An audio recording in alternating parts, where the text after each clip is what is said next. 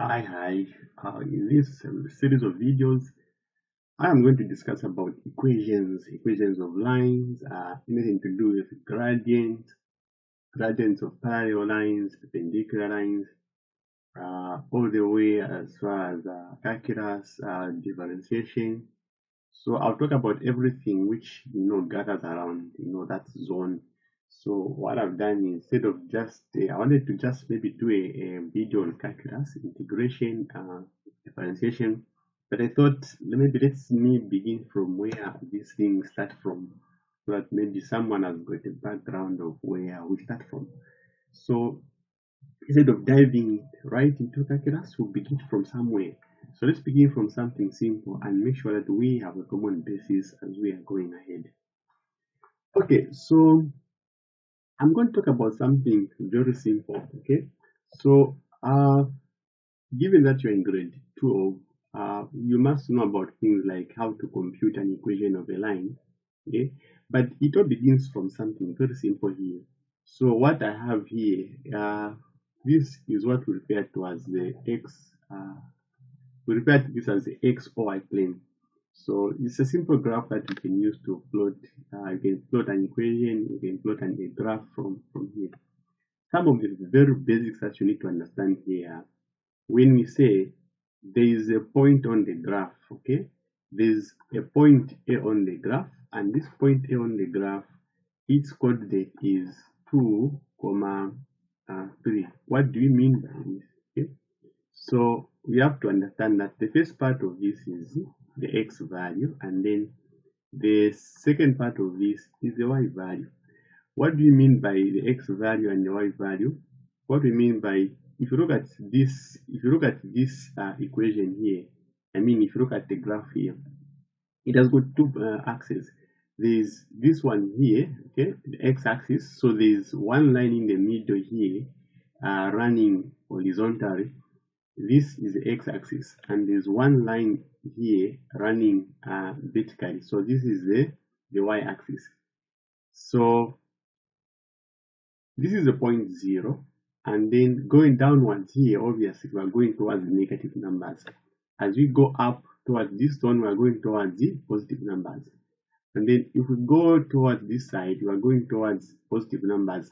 So these are the positive numbers on the x, and then here we've got negative numbers on the y, on the x-axis. So if we say 2, 3, we simply mean 2 is the x, meaning from here you count how many steps? 2. 1, 2. So this is the point here. So from here, and then the next point is 3. So 2, 3, we're simply saying 2, 3. So from here now we are saying go up, okay? Go up 3 steps, or you're like saying from here, go up 3 steps. So you reach here, so you are here. So this gives you here. So if you try to run this up, it reaches you here. So this is where these points are meeting. So it's like we are saying this is where this point here, this is where A is. Okay? If we're at the point like negative 4, 1, okay?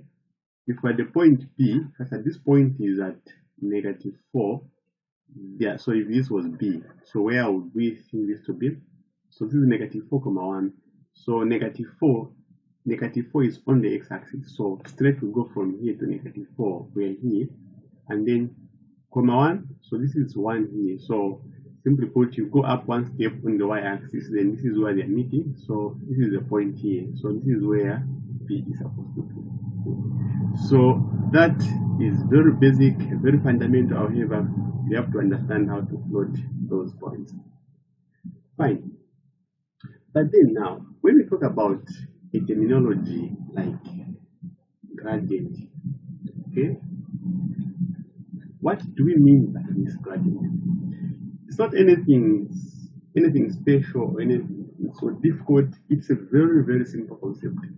If you are walking, if this is where your home is, and for some reason the school where you go to is located here, okay? So this is the buildings for your school here, okay? So about that. Yeah, so suppose that this is where your school is, okay? Your school and all its infrastructure. So for some reason, this is the road that you have to take. You have to take this road and then go up until you reach your school.